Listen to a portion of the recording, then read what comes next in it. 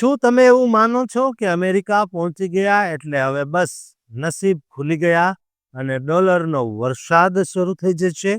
જો તમે આવું વિચારતા હો તો સાવધાન થઈ જજો, કારણ કે અમેરિકાની ધરતી પર પગ મૂક્યા બાદ એક ગુજરાતી માટે અસલી સંઘર્ષ તો ત્યારે શરૂ થાય જ્યારે તે પોતાનો બિઝનેસ શરૂ કરવાનું સપનું જુએ. ત્યાં ગયા પછી કયા વિઝા પર તમે કાયદેસર ધંધો કરી શકો? કઈ એવી ભૂલ છે જે તમને જેલના સળિયા પાછળ ધકેલી શકે?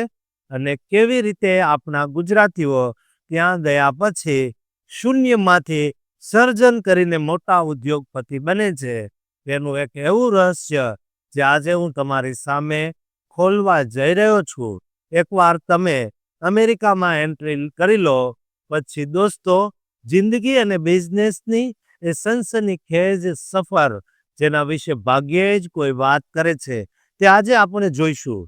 વિદેશની ધરતી પર કાયદેસર રીતે સામ્રાજ્ય કેવી રીતે ઊભું કરવું, તેનું પૂરેપૂરું સત્ય જાણવા માટે આ રિપોર્ટને અંત સુધી જોતા રહેજો.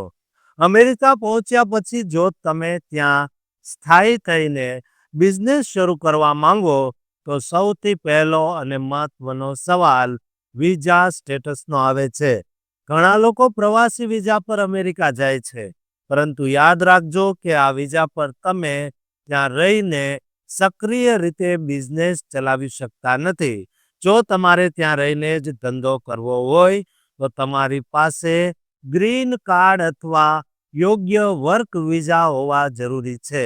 જો તમારી પાસે ભારતમાં પહેલેથી જ મોટો બિઝનેસ હોય તો તમે L1 વિઝા મેળવીને અમેરિકામાં તમારી કંપનીની શાખા ખોલી શકો છો અને ત્યાં જઈને તેનું સંચાલન કરી શકો છો.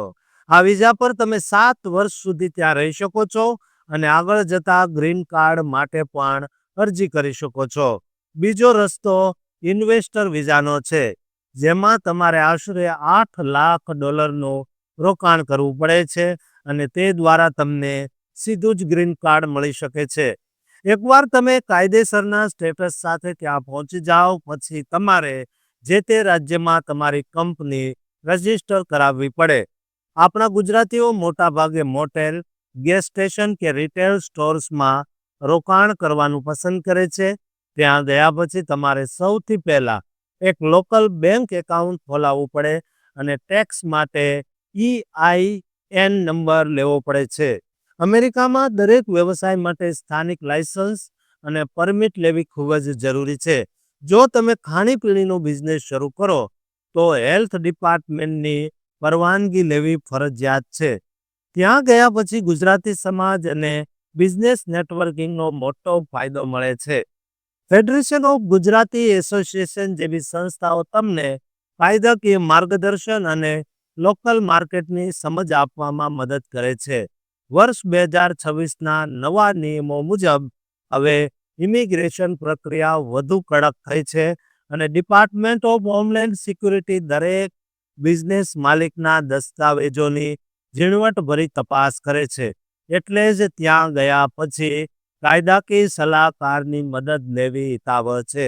બિઝનેસ શરૂ કરવા માટે તમારે એક મજબૂત બિઝનેસ પ્લાન તૈયાર કરવો પડશે, જે તમારી કંપનીની ભવિષ્યની આવક અને રોજગારીની તકો દર્શાવે છે. અમેરિકામાં સફળ થવા માટે માત્ર પૈસા જ નહીં, પણ ત્યાંના કાયદાનું પાલન અને યોગ્ય નેટવર્કિંગ હોવું ખૂબ જ જરૂરી છે. જો તમે આ બધી બાબતોનું ધ્યાન રાખો તો જ તમે અમેરિકાની ધરતી પર સાચા અર્થમાં સફળ ગુજરાતી ઉદ્યોગપતિ બની શકો છો. તમને અમેરિકામાં બિઝનેસ શરૂ કરવા વિશેની આ માહિતી કેવી લાગી તે અમને જરૂર જણાવજો અને કોમેન્ટમાં જરૂર લખજો કે તમે ઈચ્છતા હો કે હું કોઈ ચોક્કસ બિઝનેસ જેમ કે મોટેલ કે રેસ્ટોરન્ટના લાયસન્સ વિશે અલગથી માહિતી આપું તો કોમેન્ટમાં લખજો. શું તમે ઈચ્છો છો કે હું આ L1 વિઝાની પ્રક્રિયા સ્ટેપ બાય સ્ટેપ સમજાવું? જે જાણવા માંગતા હોય તે કોમેન્ટ બોક્સમાં જરૂર લખજો અને આ ચેનલને સબસ્ક્રાઇબ કરી આપજો.